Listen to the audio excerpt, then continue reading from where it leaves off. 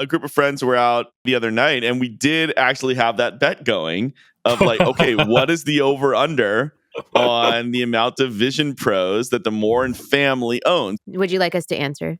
I So would. Reveal. here's what happened.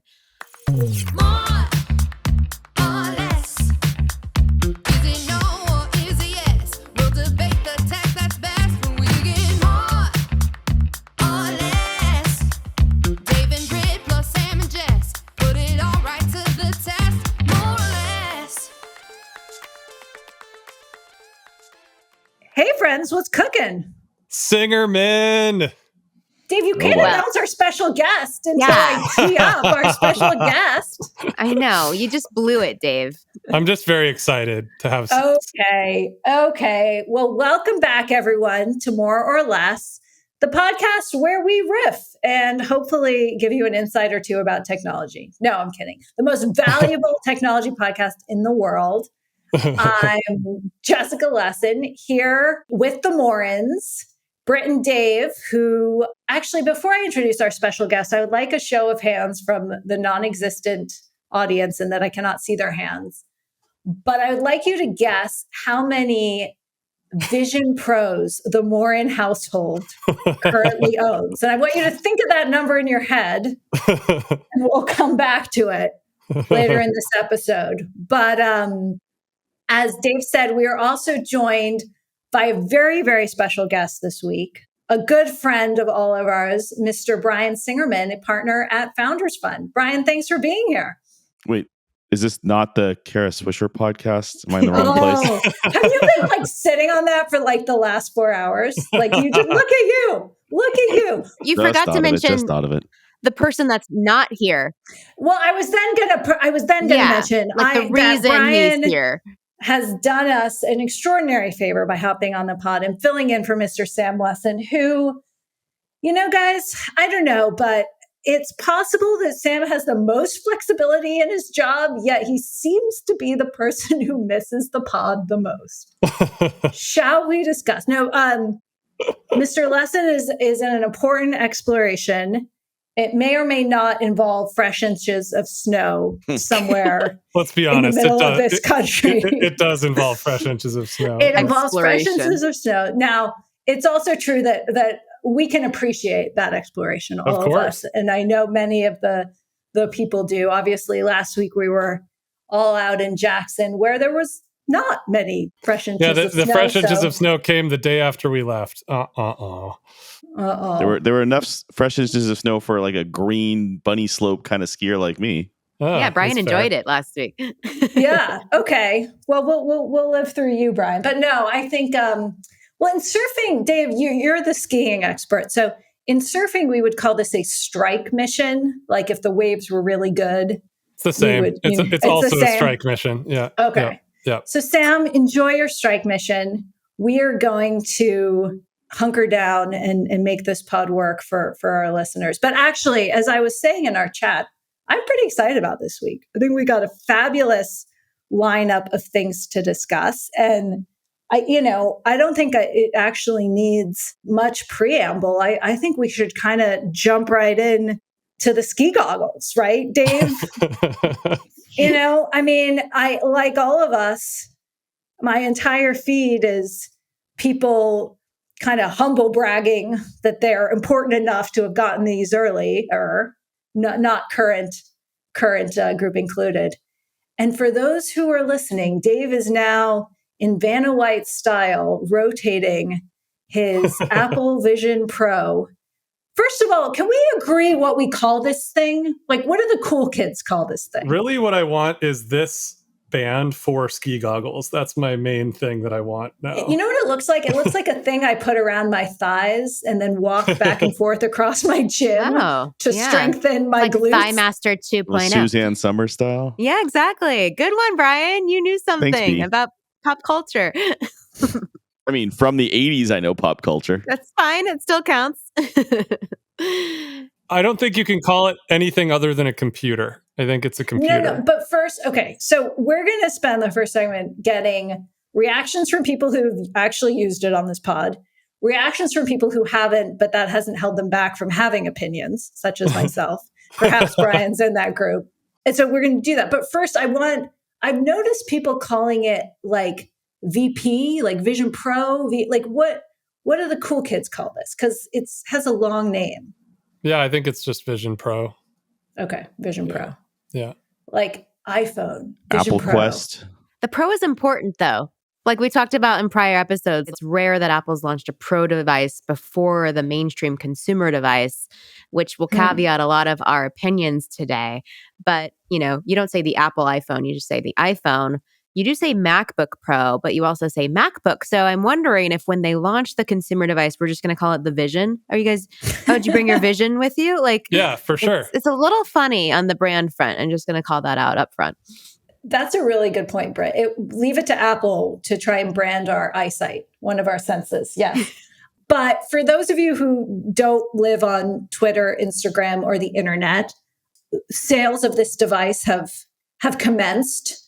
So we have, a weekish, little under a week of early adopters and people who can swarm the Apple stores and so on, getting them. Obviously, there's a limited number and they're kind of getting out there somewhat slowly, but we definitely saw the wave of influencers and journalists, that very coveted, sexy group of individuals. Everyone wants to be debuting them. I personally do not need to see, as much as I adore him, as much as I love Andrew Ross Sorkin, I don't need to see him deliver Squawk Box with a Vision Pro in his face. But we're in the early launch period.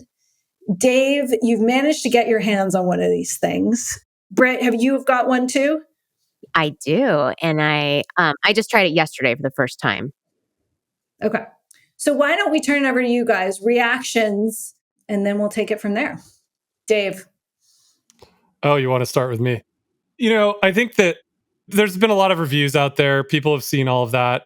Yes, it's heavy. Yes, it's version 1. Yes, there are a lot of things that can be improved, but I'll have to say that it's a truly shocking experience the first time that you try it.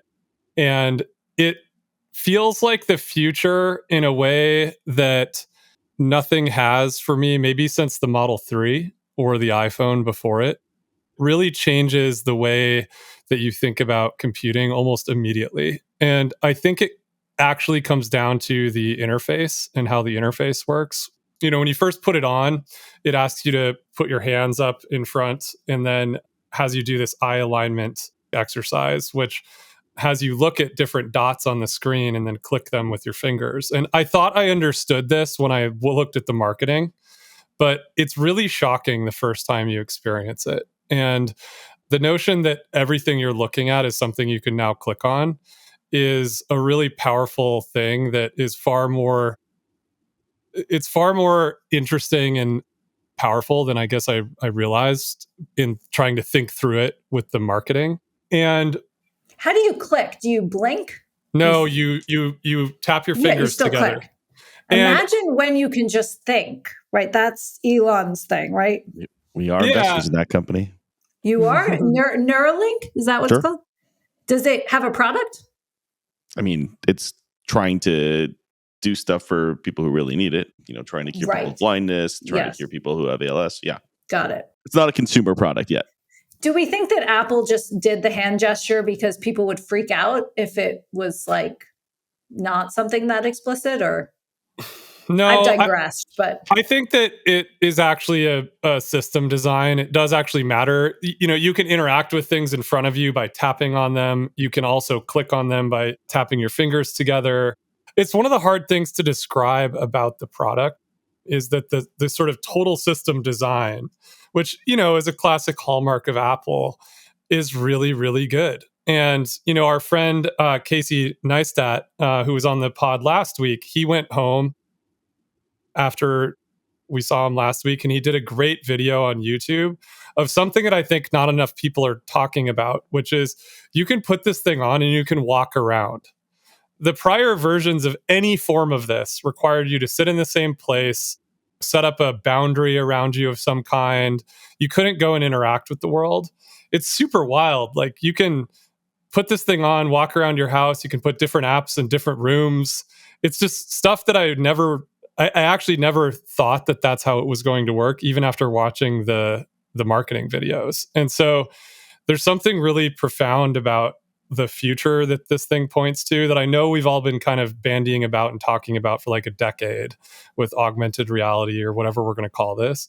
But it's the first time that I've ever really experienced it working. And I think that that's exciting. So I think and Britt, will go to you. I think for everyone listening, this is technically a mixed reality glass, Yeah. right? Or no, or it's so virtual reality, think Oculus, you're in a fully gamified system. You do not pass through to looking at the real world in any way. Augmented reality, which we've started to see with like early models like Snap's glasses, you're seeing kind of digital overlays. And then Dave, mixed would be both. Is that well? I just don't think that it's even that. To me, it's so profound. It's like Casey was saying in the end of his video that once you've experienced this, it makes everything else. It's sort of like the first time, I don't know, you experienced. I don't know. It makes everything else feel analog. It's very weird. It's one of the first. It's been a long time since I've felt that way about something where I pick up my iPhone afterwards and it feels sort of analog in comparison. And so that's why I was saying at the beginning. I think actually Apple positioning as spatial computing is actually the right way to think about it. It's beyond these former frameworks that we were trying. I think like augmented reality, mixed reality were ideas. They weren't actually implementations, maybe. And so this is actually an implementation of computers that, that's what Apple does at the end of the day. They make computers. And I think you have to think of this almost like the new version of the Macintosh. And this will born out its own versions of iPhones and iPads and watches, right? There'll be accessories that go along with this. And you have to like think of this as like the truck that is the thing that the developers use to build the apps for the ecosystem that's going to be downstream, where if the Mac is the truck and the iPad is the car, which is how Steve Jobs used to refer to these, I think you've got a new truck with this thing and the cars are coming.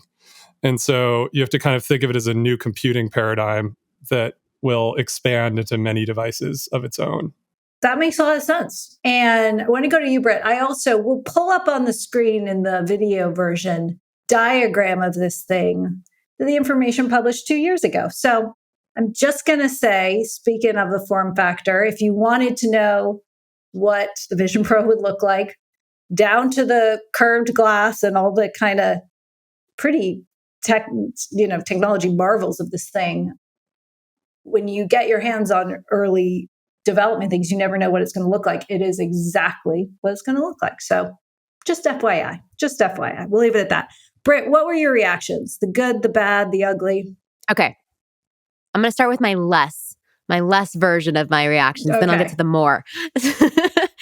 And then first of all, I need to plug what people are talking about in terms of the people rocking their Vision Pros right now, which they're calling Vision Bros. So if you want to just use that on the streets and be cool, you can do that. I am not a Vision Bro, as you can imagine.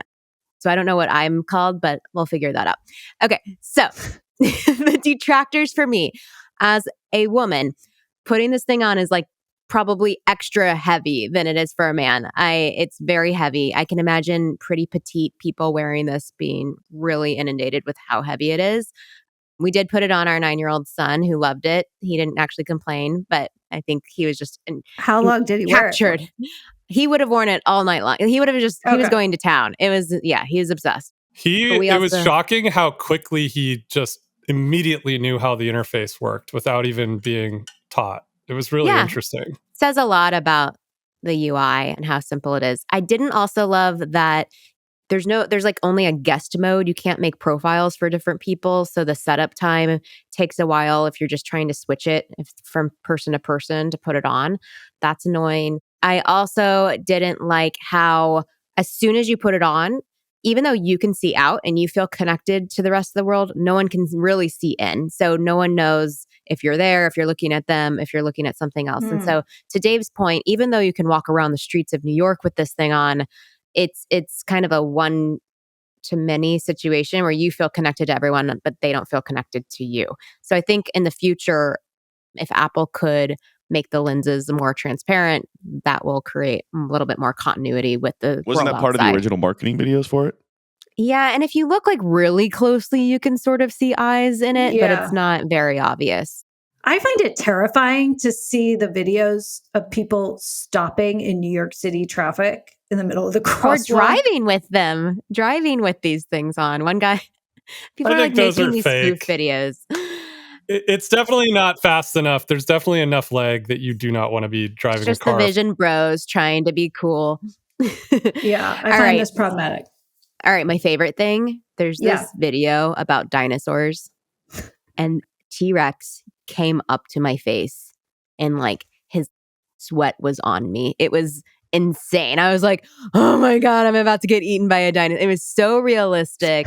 And the sounds, and like if they had like just a little moisture wicking out of them, I would have really felt like this thing was all over me. And I think it's just so cool what we can do with entertainment. I do think it's a solo experience. I don't think people are going to walk around their house with these or the streets with these or the car with these, but I do think they're going to have solo experiences with these. And the entertainment will be kind of the first and foremost use case for what they're doing, which is not atypical from what you've heard so far. And then to Dave's point, I also think a lot of developers will innovate on more opportunities to use these, especially in professional settings. I can imagine maybe doctors or artists or somebody, using these as they're practicing their craft. And yeah, I'm still really bullish on the future that's to come, but I do think it's going to get a lot of bad reviews in the early days because it's not the social experience everyone thought it was. It's heavy, and all of the rest of it. So we'll see. I'm long-term bullish, short-term cautious. Okay, now to you, Brian. So, have you used one? And then, even if you haven't, for our listeners, before Brian was at Founders Fund, before Brian was at Google, where he was before he was at Founders Fund, he was an early believer in trying to build the metaverse at there.com. Did I get it right? Yep, there. Yep. Okay. So, Brian, you've been thinking about immersive worlds for some time.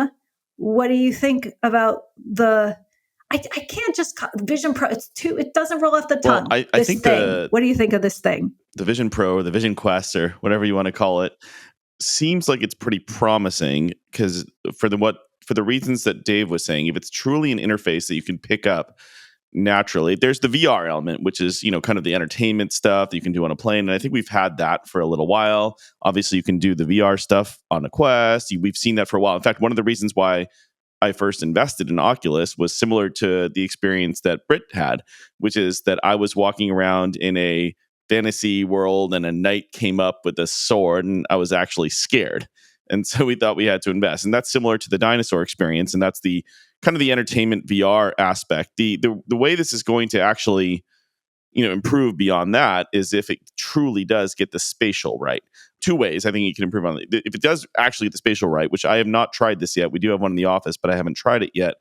In the same way that, my 2-year-old daughter can look at photos on an iPad because it's just such a natural interface for her, or they can, scroll through stuff real easily. If it's that kind of an interface, you can interact with your environment and get more information from your environment, then that is a next level kind of thing over the VR aspect. I think that would be something, actually fairly exciting. We've been trying to get it right for a long time.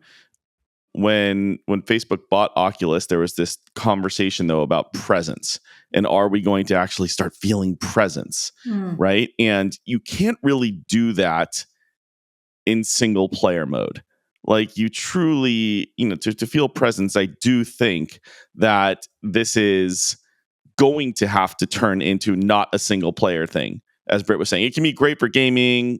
All these things are great for gaming in single player mode. But for this to truly be transformative, it will have to start working in a way where you're either interacting with multiple people over a network who are wearing one, or even next to you and you're just watching different movies, like the watching movie on a plane example, where it obviously would be perfect, watch the same movie as somebody next to you. But that's kind of the next level of how it can go way beyond the Quest.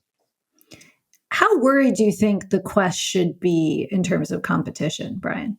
I think it's very real competition. I mean, I think that when you're talking about Apple on a consumer product or even on a pro, consumer product, it's real competition. I mean, Oculus had a very large head start for a long time in this alternate reality kind of space. But no, I think I have not tried this yet, but if the experience is similar to what both Dave and Brett are talking about, yeah, I think it's very much, people are probably not going to get one of these and a Quest, let's just say, right?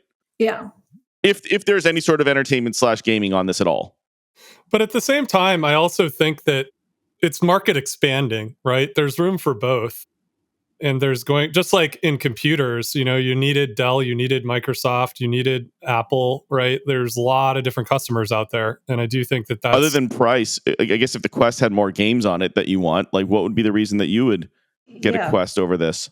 I mean, the hardware is so different. Like that's to me I'm interested to see next week. Maybe Brian, you have to return after you've tried it, just so that you can kind of compare and contrast, because I do feel like they're just wildly different. It's a Venn diagram. There are things, like you said, that are more VR-ish that you can do with both, but there are these things that are wildly different between the two. And I don't know where that's going to go, actually.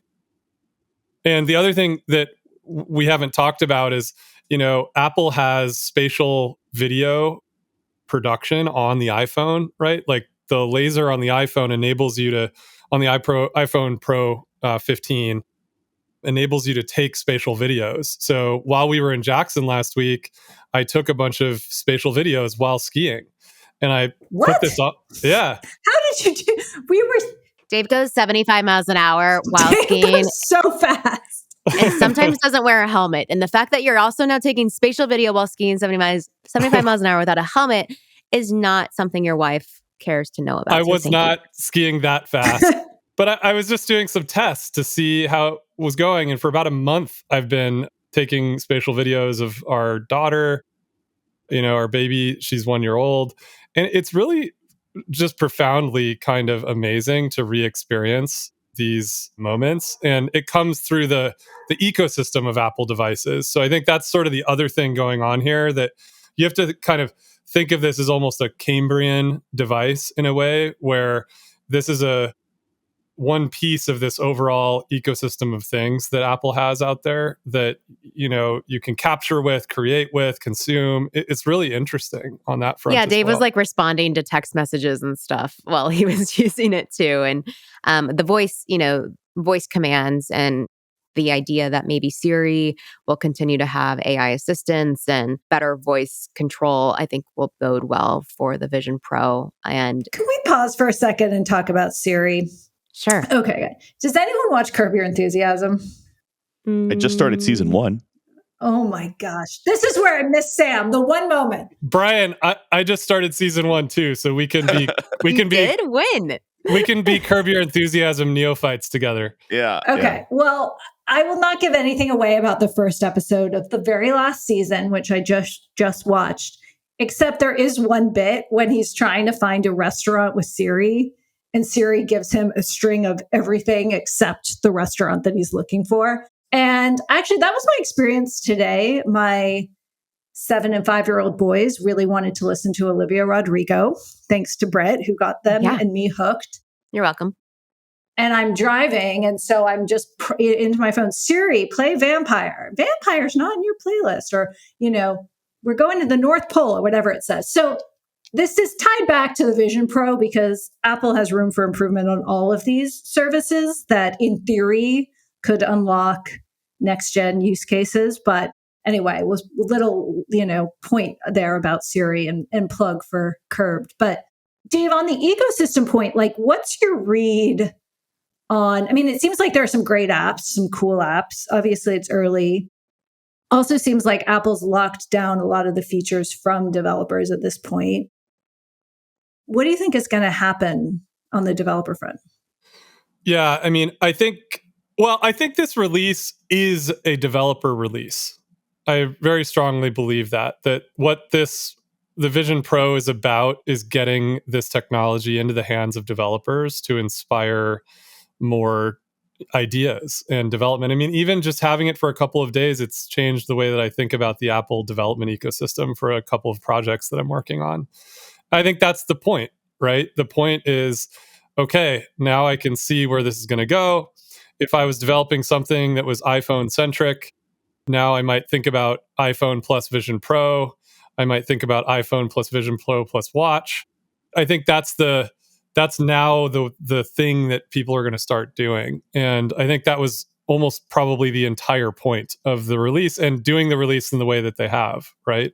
By just kind of getting it out there, getting it into people's hands, letting the reviews speak for themselves. And in particular, letting the developers kind of speak as developers and creators, I suppose, is the way to think about it these days. But I will say, though, Dave, on that, I expected a little bit more of like a B2B-esque release. This was a full-on B2C release. I mean, Tim on the cover of Vanity Fair sitting with wearing one. I've seen a tremendous number of advertising. I mean, I'm sure there'll be an ad in the Super Bowl. I mean, it just seems like it would be crazy if there wasn't. So there are billboards. I actually kind of smiled. It felt like a real Apple release, right? Like in kind of like a fun way. Yeah. There are videos of parents using it with their kids, which seem very targeted at like. But don't you think developers have to believe that people want this thing? There's like a blended marketing strategy, right? Like developers are only going to develop for something that consumers want and that they believe is going to be a big deal. And as somebody who's launched a new developer platform before, you have to market the use cases that you think people are going to use it for. You know, you're generally very wrong. I could speak from very direct experience that almost every use case that, you know, we thought we were building for way back when we launched the Facebook platform wasn't the ones that were the most popular. You know, the stuff that became popular was completely different than what we thought, but we did the best job that we could. And I think that's what's going on here. You know, you've got... I think Apple gets an A on the watch. Like, absolutely. Yeah. Yeah. You know, there's hundreds of apps that have a lot of different interesting use cases, but I think now you're going to see a lot of really interesting new stuff happen pretty quickly. Awesome. Well, what else about, before we move on to some of the other exciting topics of the week, streaming sports, anything else that we want to say? Brian, any thoughts? Or are you just chomping at the bit to invest in startups developing for the Vision Pro?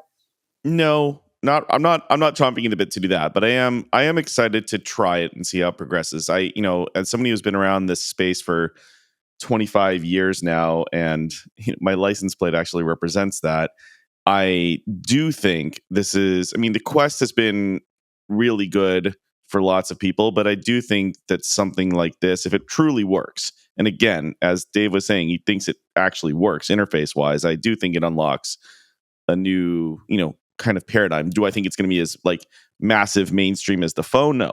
I mean, it's still maybe in a decade. Long way to go. Yeah, maybe in a decade. But like, do I think it's definitely takes away from other forms of entertainment? And do I think it takes away from the Quest? And do I think it's an exciting platform to potentially build on? Yeah, absolutely. I mean, it does. I actually did want to ask you guys if this is the truck, what is the car? Am I ruining my analogies here, right? And I also think it's worth, and maybe I don't know the full history, but like the iPhone came out before the iPhone Pro, right? Like, so, I mean, I think it's easy to understand the narrative that they'll start with the Pro model and go down from there. But that's not sort of always the pattern of this, right? Like, and the Mac Pros came way after the Mac. So it seems like in this whole space, whether it's Apple or Meta, I mean, also like what the heck is Google doing here? But maybe that's another topic. Like we kind of have bought into the thesis that the $4,000 version will become the $400 version eventually, but I don't know that we've seen a lot of evidence of that. But curious what you guys think. I think it's in the Vanity Fair piece. He tells this pretty powerful story about the first version of this was the size of a room. You had to like lay in a dentist's chair. There was a supercomputer in the room next door and a whole bunch of cords going to the supercomputer. And so real technology development often is about the miniaturization of very powerful technology and making it smaller and smaller and smaller.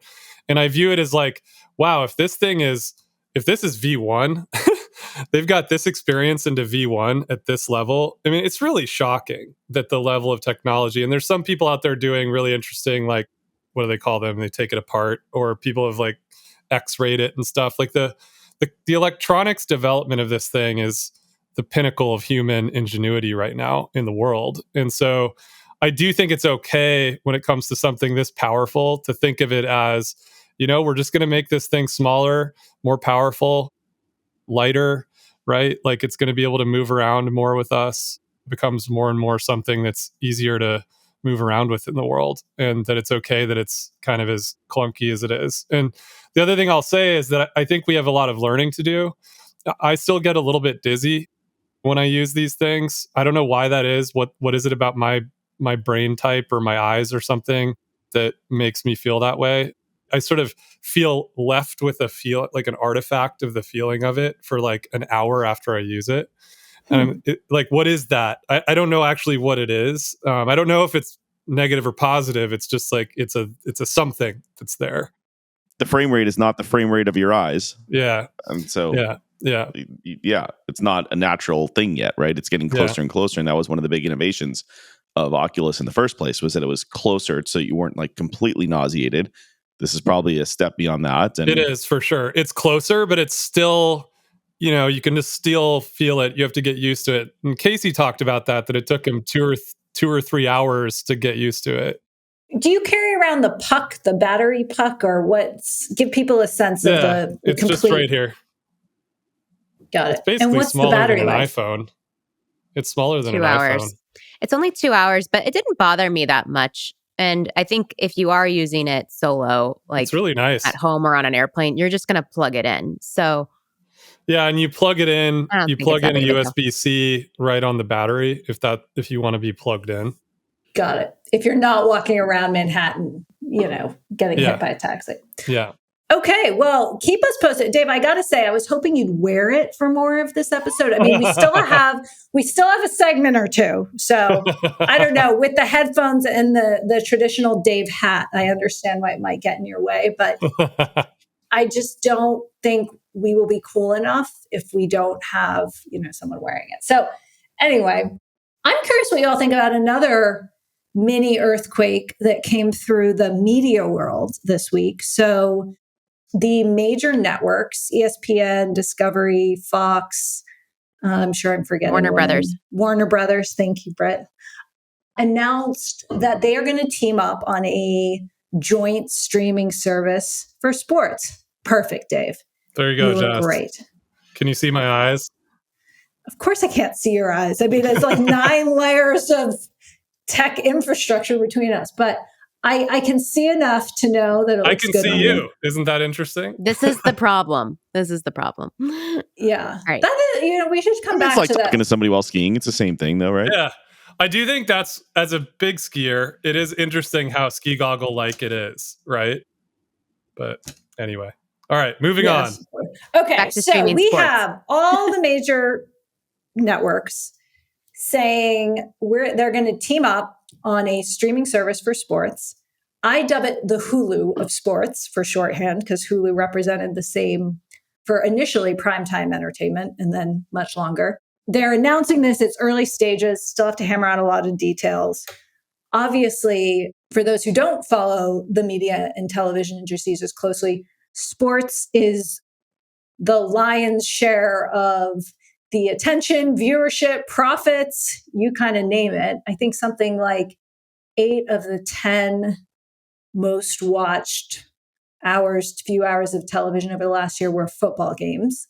So the idea here is, the question is this going to be something that further kind of erodes the traditional cable industry, or perhaps something else? So Brian, I happen to know you watch a fair amount of sports, both real and at one point virtual. I don't know. Are you still into virtual sports? Esports, you mean? Yeah. Oh, yeah, very much. Yes, very much. Okay. Oh, yeah. I want to hear the update on esports. Yeah. So Separate conversation. what's your take on this? I think it's going to be a good package for a lot of people. I mean, it depends on the price. I mean, have they announced that yet? Have they No, they talked about that? haven't. If it's Yeah. like, if it's basically the same price as YouTube TV or any of the other, whole package streaming, then I'm not sure. It obviously won't be, but maybe there's a way that they drop that price. I mean, I think that it's an insane amount of bundles that people have to think about now, depending on what they want, and that's the big problem. That's the main problem with this. I agree. It maybe gets like 80% of the way there. I don't think that all the CBS stuff is on it, and they still have some sports, and so you still can't get everything. And it was really annoying, right, when that one playoff game was on Peacock. It was an exciting game. I didn't even watch it because I don't have Peacock, right? So You I think did not buy Peacock to watch a playoff Nope. game? I did not buy Peacock to watch that game. And What, so this was even like though a matter of principle or laziness, or what were you thinking? it's just too many things. And so I think that that's the part that this like shift to, from a cable bundle to streaming hasn't quite figured out yet. I mean, there's not really a good aggregator out there. I mean, Apple kind of tries to do, a good aggregation, but then it doesn't have everybody playing ball, right? Like Netflix doesn't like fully integrate into it. And so it can't be a true aggregator. But I think whoever solves that, like we're just going to get to some sort of rebundling. I think this is maybe a cheaper way for people. Is it a cheaper way for people to get? Yeah, we don't know. I mean, I think that's the right question. We don't have enough details. There are certainly people out there that only care about sports, but a lot of people, probably that's most of what's watching live TV. But I don't think this even gets you all the way there, right? Like, I don't know if CBS still has. I think CBS still has NFL packages, and I mean, let's just be clear, that's all that matters. But like, I'm not sure that gets you all the way there, even with this package. So you still have to then say like, okay, well, I'm going to get this plus basic cable so I can watch the games that are on this. And it's just. I would argue NBA matters as well, by the way. And I mean, is this not a move competitively for the 3 or 4 of those networks to like at least block out the others on the streaming side? I think the operators and the sort of other cable providers is a different conversation, but the streaming wars, there's how many competitors are there now? 5 to 10. And if they can whittle it down to less than 5, then the market share of everyone grows, right? And so if they can at least start with that as step one, then they have to duke it out between the 3 or 4 or 5 of them to figure out who's going to ultimately win. If you're a sports fanatic, though, I'm just not even sure. This doesn't get you all the way there. If there was like a true watch all sports package, I think that would be huge, right? But I'm not sure like this gets you there. YouTube TV get you there? No, we wouldn't do this plus YouTube TV. That's prohibitively expensive, right? I mean, YouTube TV. Yeah, I guess that's what I thought. We don't know the price of this. I already have YouTube TV, and like I'm kind of happy with that. So, can I say, I think recently on a recent pod, we were kind of like giving props to YouTube TV. This is when I discovered I'm still football long 2 YouTube weeks TV. ago. I said that's what I use. I've become more long YouTube TV by the day. Yeah. And Brian, that's a good data point that you use it too. It just works. 8 million subs. It's really good. Now, my business journalist hat on wants to know how much money YouTube is making from this, because the content costs are obviously very expensive. And even though they're raising the consumer prices. So I think that's an interesting question for YouTube, the business, but you can't kind of ignore how appealing it is in a lot of ways. So yeah, that was one of my reactions to this announcement as well. Also, the individual partners are still going ahead with their own streaming products, like ESPN is still. And they're still on YouTube TV. And they're still on YouTube TV. So yeah. And cable. I just don't know, like Hulu has not.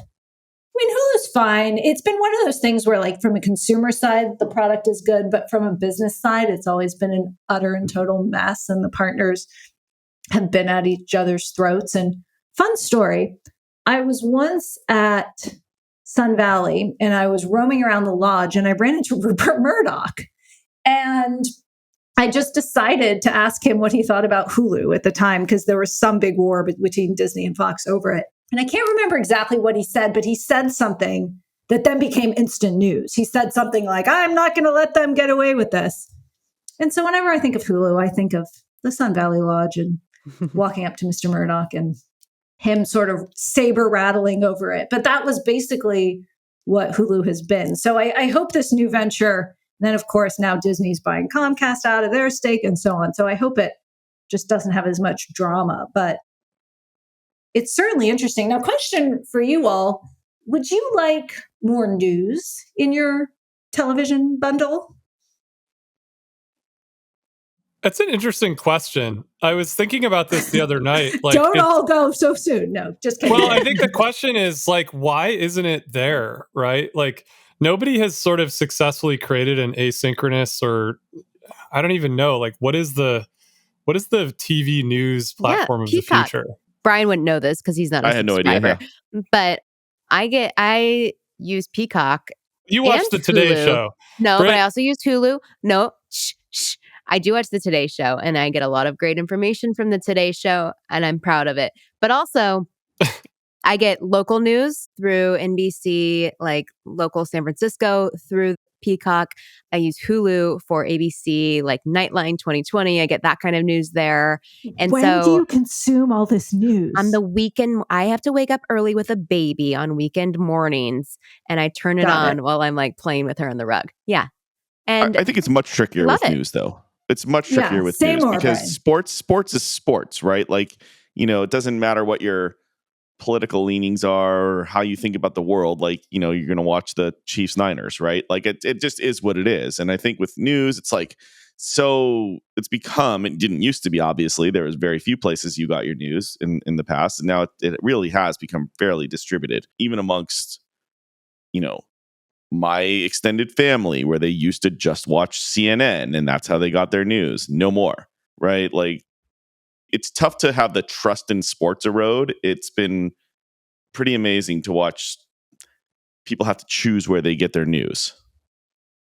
I guess this is also making me want to know what's going on with esports a little bit more, Brian, because like esports was like this middle point between the internet and the traditional sports world. And I was on the board of the US ski team for about 10 years. And I used to use esports as an example of like, we need to think about the format of the sports, the media format of skiing as a sport, for example. Like, it's always been the same for like 30 years. You see the skier from the side. There's no data on the screen.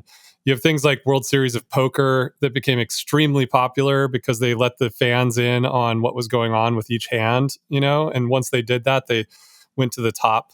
And esports was growing really fast for a long time. Has that changed at all, or where is it now? I think that it is.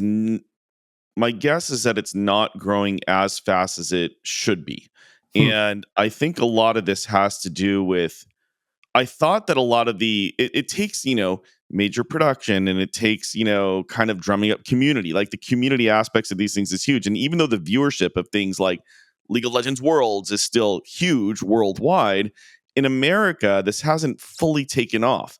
And I'm not exactly sure why. Like, nobody has really established for lack of a better term, in the old days, we had the concept, the water cooler conversation, right? And that hasn't happened. Even whether it's with the demographic of esports or something else, right? Like, the talent of the people like running the shows is probably just not there and not at the same level. And we don't have that water cooler stuff with esports. I would have expected it to have taken off a lot more by now, especially as kids are just growing up playing these games more than they're growing up playing, basketball, football, right? Like, I would have thought that, we would have seen like, Fortnite championships or Counter-Strike championships or League of Legends championships take off more in America, and it just hasn't done that yet.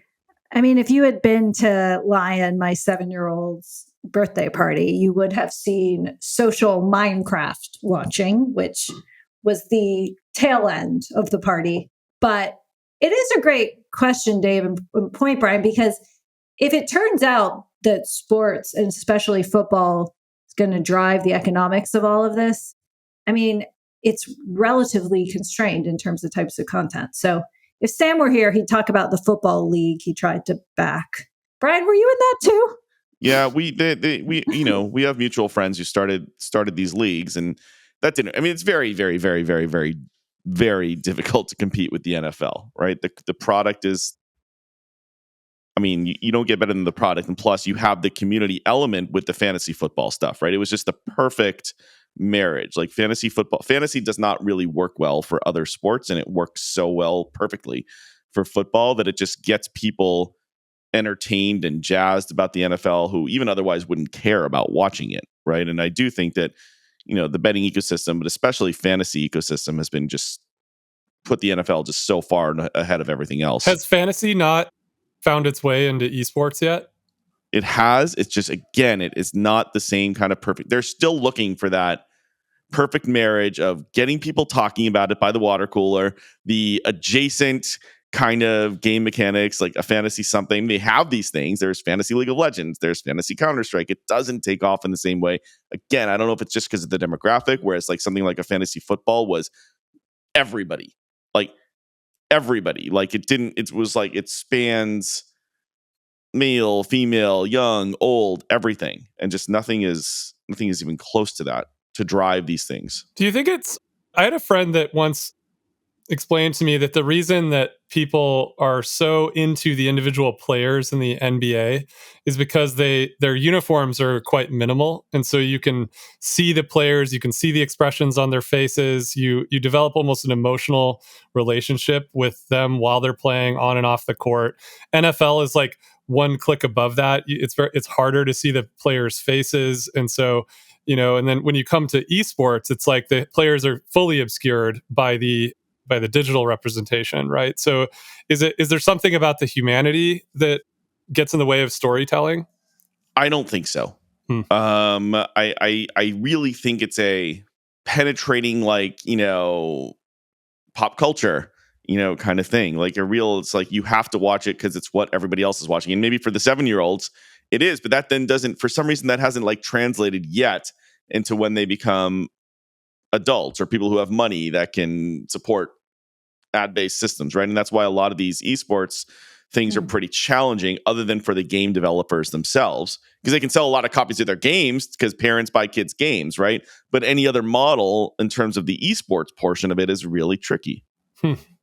Interesting. So I'm going to convince you all that fantasy surfing is something that you should be trying through the WSL surfing app.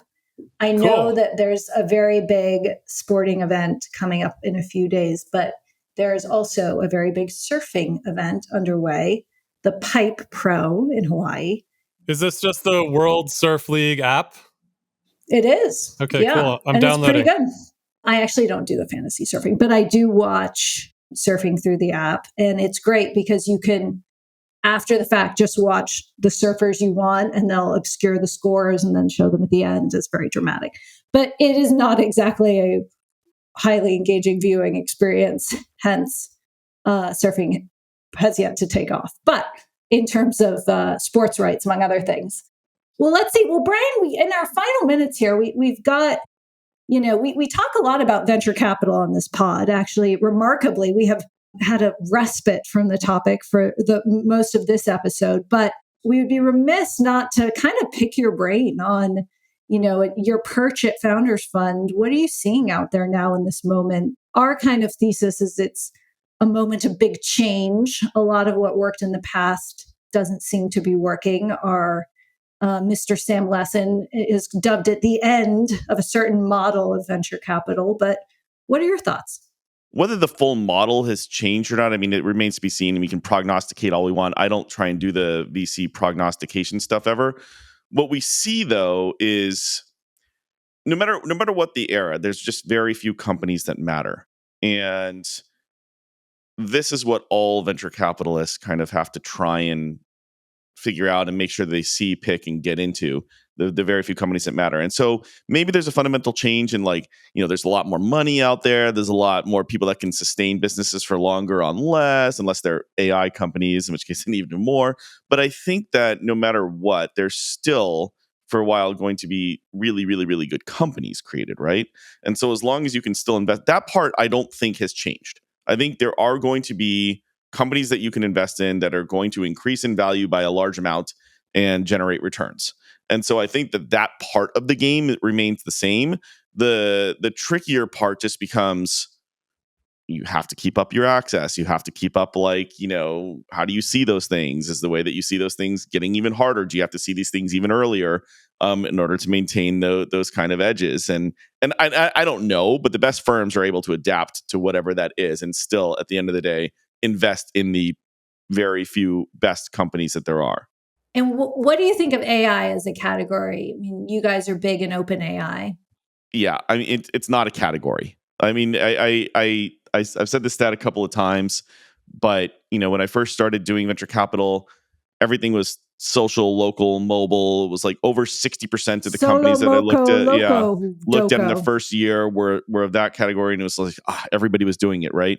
Now every single, for a while, I think the pendulum was already begun to shift, but for a while it was close to 100% of companies would say AI or LLM by minute 2 of the pitch or page 1 of the deck. And I think that's changed. It's now just a tool, it's like saying the internet, and people have realized that. So I think people are less and less trying to overload that term, which is really good. But so I think it was just that was a challenging few months there, where every single company was just saying, "Oh, we're an AI company." It's like, no. And so, aren't they still doing that? Was there a shift, or you've just there was a moved shift? on? I think people have realized they can't just. It's starting to shift. It's starting to shift. They just everybody is sick of the term. There's a huge amount of value that's going to be created by artificial intelligence and huge companies and all that. But it's just when 100% of companies are saying the same thing, it's nonsensical, right? I think one of the interesting things about venture capital in the last couple of years is how mimetic these things become so quickly. Yeah. I don't think it used to happen as fast as it does now, where people pick up on the thing that, maybe gets a certain part of the ecosystem to give them funding, and then it just sort of balloons almost TikTok style, extremely quickly. But then it also deflates quite quickly as well.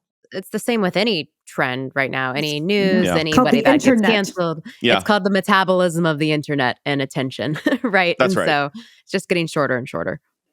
And once we're all wearing our Vision Pros in our own bubbles where no one can see us getting eaten by dinosaurs, who knows what's going to happen? You show the dinosaur to your kids, Jess. They're going to love it. I promise. I am so not putting that thing anywhere near my children, or I'll never see them again. That's very scared of that. Well, Mr. Singerman, it's been a pleasure having you. Do you have anything you want to ask us?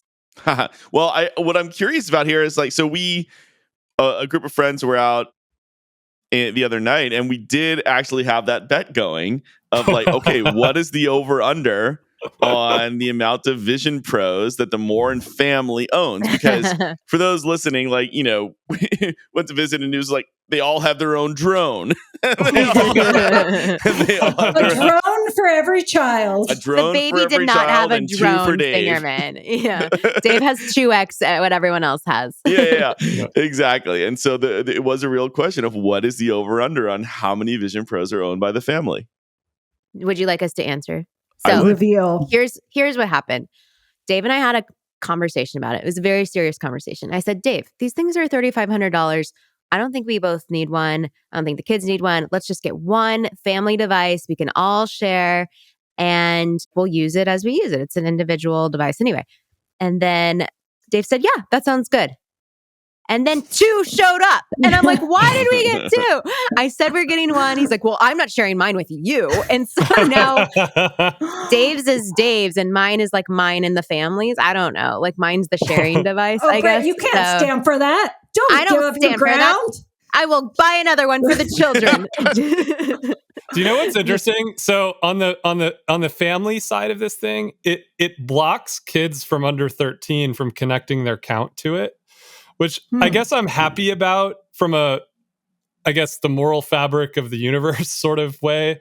But the reality is these things are going into people's houses and the kids are going to use them. And so not enabling kids to or even enabling the parents to configure it in a way that the kids can use it is a little bit of a miss. I hope they improve that, because Apple's parental controls are quite good. So I don't know. I hope that part improves so that the kids can have some semblance of an experience on it that isn't identical to yours.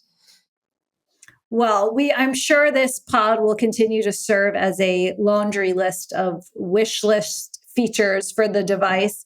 I'm also sure once Sam's arrives tomorrow, he'll bring some feedback and skepticism and grouchiness about it. But who knows? Maybe he'll be delighted. That would be the ultimate compliment to the product. But yeah, well, it's fun chatting with you guys. We covered some great territory. We want to make sure to give a shout out to Mr. Brian Singerman of Founders Fund for joining us and so aptly subbing in for Sam with more reason and I more can never sub for Sam, but thanks for having me.